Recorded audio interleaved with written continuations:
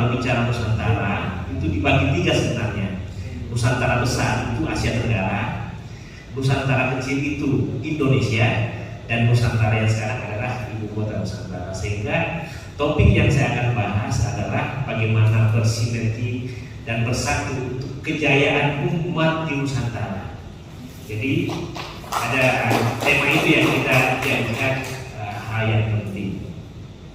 Nah, terkait Nusantara, saya mengajak fokus ke Nusantara yang IKN ini, karena IKN kebetulan namanya Nusantara.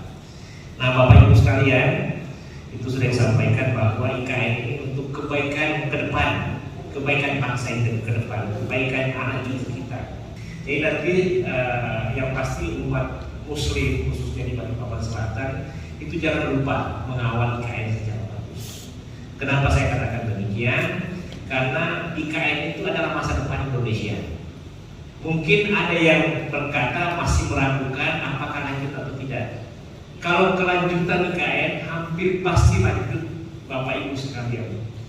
Kenapa? Disampaikan Ustaz Nuh tadi, itu pembangunan sudah berjalan semua. Semua lagi dikerjakan. Kalau orang kesana di bulan Maret kelihatan apa-apa, tapi karena kemajuan teknologi hanya dalam waktu 2 bulan itu bisa sudah mendekati selesai.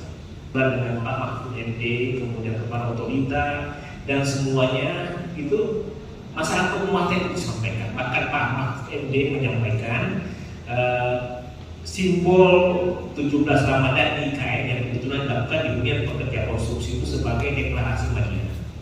Deklarasi Madinah itu bahwa semua suku disatukan, semua agama disatukan untuk kepentingan bangsa dan negara.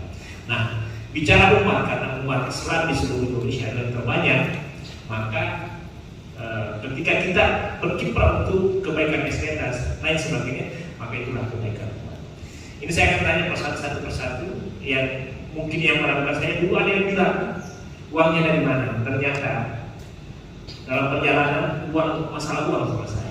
Semua sekarang uangnya siap. Tahun 2022 duit 5,4 triliun dibutuhkan, sehingga proses sudah berjalan semua.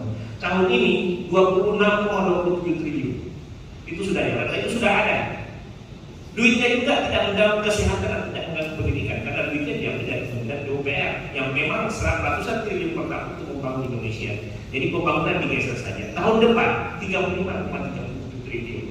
Jadi dulu waktu di awal-awal banyak fitnah, oh ini hutang dari Cina, hutang dari sini untuk membangun saya. Itu tidak benar. Tugas saya menyampaikan itu karena sebagai orang Islam katakanlah yang benar. Baik. Ada lagi yang menyatakan itu merusak lingkungan. Tidak, Bapak Ibu sekalian. Di sana itu ada 150.000 hektar yang dikuasai oleh perusahaan asing. Bukan perusahaan, oleh perusahaan hanya 40.000 yang diambil. Yang dibangun sekarang di kantor kawasan di pusat pemerintahan itu bukan hutan dalam arti hutan yang sesungguhnya, tapi hutan dalam arti industri. Undang-undang sudah menyatakan di sana itu yang akan dibangun cuma 26%, 72% akan tetap hutan. Jangan sampai Nusantara yang di tahun 2045 secara resmi di Indonesia merdeka, umat Islam di sana itu tertolak.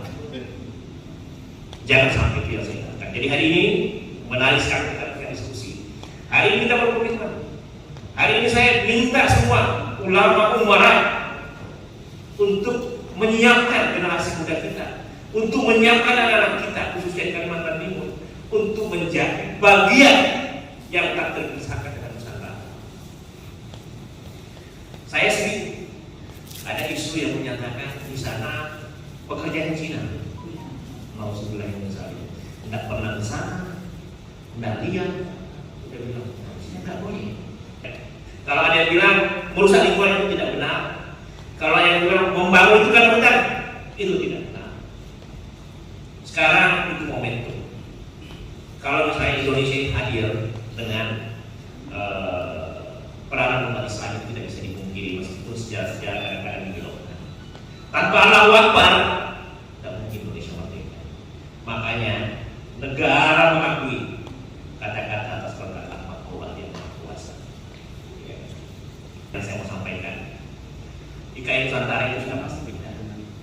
Nusantara itu kebaikan umat ke depan. Saya secara pribadi dengan pemahaman yang masih sangat kurang, saya menganggap apa yang saya pikirkan, apa yang saya katakan itu amal-amal. Jadi karena saya sangat meyakini, saya mempelajari siap malam, saya ke sana. Dan kami itu bukan orang bodoh menyesatkan masyarakat Indonesia ke depan jika ada kegagalan di IKN akan saya tutup. Tapi saya lah yang akan berada di dalam depan kalau ada penyimpangan. Tapi saya minta umat besar dan kita semua menjaga IKN. Ya. Karena kita bangsa Indonesia cara mengawal mensejahterakan umat ada dua kunci di Undang-Undang Dasar 45 yang dinyatakan. Yang pertama, ketika kita selalu berkomitmen untuk memajukan kesejahteraan umum, maka itulah salah satu langkah kejayaan umat. Kita bersatu, bersinergi, itulah kejayaan umat. Kata-kata ini sangat tepat karena memang selama ini kita dijajah itu karena kita tidak bersatu dan bersinergi. Cerdas secara intelektual, ya, jadi lagi mau baca, melihat tanda-tanda zaman. Yang kedua, cerdas emosional, itu sudah disampaikan, meskipun pintar kalau tidak pandai bergaul, tidak pandai menempatkan diri, tidak bisa. Yang ketiga, cerdas secara spiritual, ini nilai-nilai agama kita yang disiplin, yang jujur, yang berintegritas, itu mesti dijadikan acuan, ya. Dan banyak kecerdasan emosional, kecerdasan spiritual, kecerdasan intelektual, ya. Yang satu lagi kecerdasan finansial, ini satu hal yang kecerdasan finansial itu adalah mengajarkan bagaimana umat mandiri. Syariat Islam, Haji Omar Said Cokro Aminoto dan kawan-kawan itu menunjukkan bahwa umat itu harus mandiri dengan finansial. Makanya dulu takut Belanda karena syariat Islam, syariat agama Islam bersatu.